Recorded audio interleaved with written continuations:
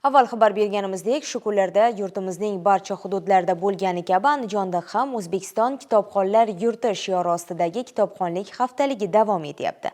Loyihada viloyatimiz markazidagi, shuningdek shahar va tumanlardagi kutubxonalar jamoalari faol ishtirok etishmoqda.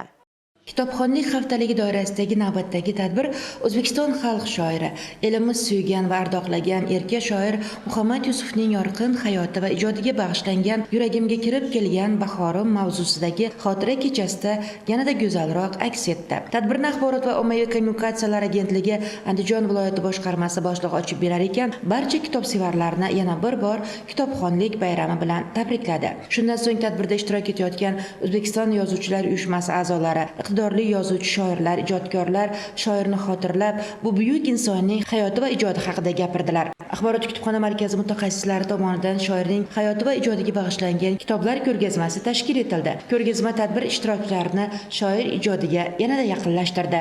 Ijodiy guruhimiz bilan viloyatimizning chekka hududlaridan biri bo'lgan Qorasuv shahridamiz. O'zbekiston kitobxonlar yurti shiori ostidagi tadbir shaharning barcha mahallalari, umumta'lim maktablarini qamrab olgan. Bugungi tadbirga esa bolaligidan buyon kutubxona a'zosi bo'lgan sobiq kitobxonlar, faxriylar yig'ilganlar. Dastlab yil davomida kitobxonlikni oshirish bo'yicha o'tkazilgan turli tadbirlarda g'olib bo'lgan kitobxonlarga mutasaddilarning faxriy yorliqlari, esdalik sovg'alari topshirildi. Juda uzoq yillardan buyon faoliyat yuritayotgan kutubxonada bugungi kunda 10 mingga yaqin kitobxon va shuncha badiiy va ilmiy adabiyotlar mavjud. Men o'zim 7 farzandni onasiman. Farzandlarim hammasi shu kutubxonada kitob olib ketardi. U mahalda kitoblarni bizga kartochka bilan berardi. Bizni farzandlarimizning ilmi ham, bilimi ham shu kitob orqali bo'lgan. Kitobni o'qishni yaxshi ko'raman. Kitob do'konida 11 yil ishlaganman.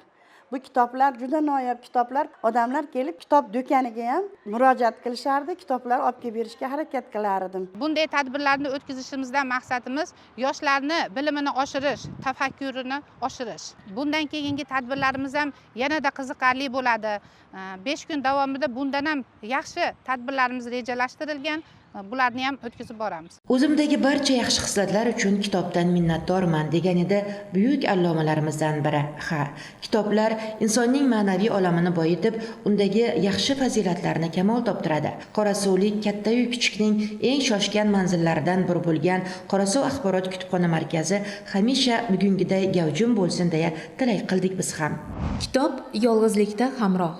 Siringni birovga sotmaydigan, gaplaringni unsiz tinglaydigan, ovoz chiqarmasdan yo'l ko'rsata oladigan sodiq do'st. Kitob aql chirog'i, kutubxona esa ziyon maskanidir. O'zbekiston kitobxonlar yurti shiori ostidagi 5-Respublika kitobxonlik haftaligi Paxtabod tumani axborot kutubxona markazida ham ko'tarinki ruhda tashkil etildi. Markaz dastavval 2019-yilda 7825 ta kitob fondi va 14 mingta kitobxon bilan ish faoliyatini boshlagan bo'lsa, bugunga kelib esa bu oltin fond 22.038 taga yetdi. Kitobxonlarning safi kengayib 17.974 nafarni tashkil etadi. Bu albatta odamlar kitobga qaytdi degani. Bu mo'jaz ixtiro mana bir necha ming yillar o'tsa hamki o'z ahamiyatini bir zum yo'qotgani yo'q. Qadri oshsa oshdiki aslo kamaymadi. Uni qancha ko'p qo'lga olsangiz shuncha ko'p ma'lumotlar va bilimlarga ega bo'laverasiz. Qancha muddat o'tsa-da sizga olam tafakkurlarni taqdim etaveradi. Bu kitobxonlik haftaligi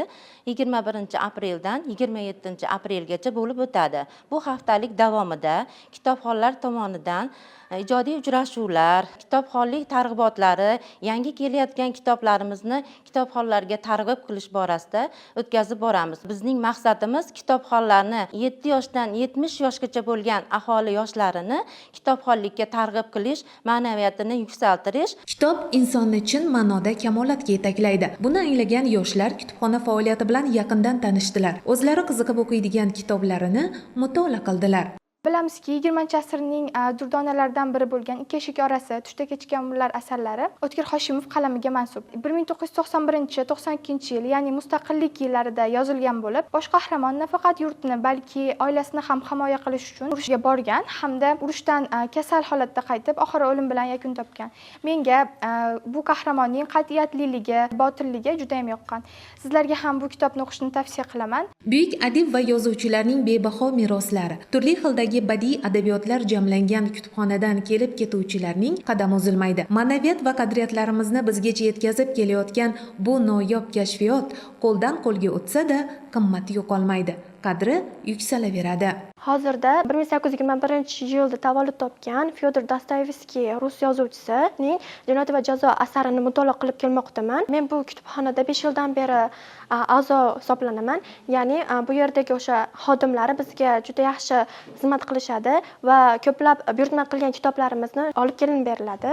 Darsdan so'ng dugonalarim bilan kelib kitoblar mutolaa qilamiz. Haftalikni tashkil etishdan maqsad ham yosh avlodni bilimli va zakovatli, dunyoqarashi keng bo'lishlarini ta'minlashdan iborat. Sog'lom fikrli yoshlar mamlakat kelajagi, yurt ravnaqining tamal toshi ekanligini barchamiz bilamiz.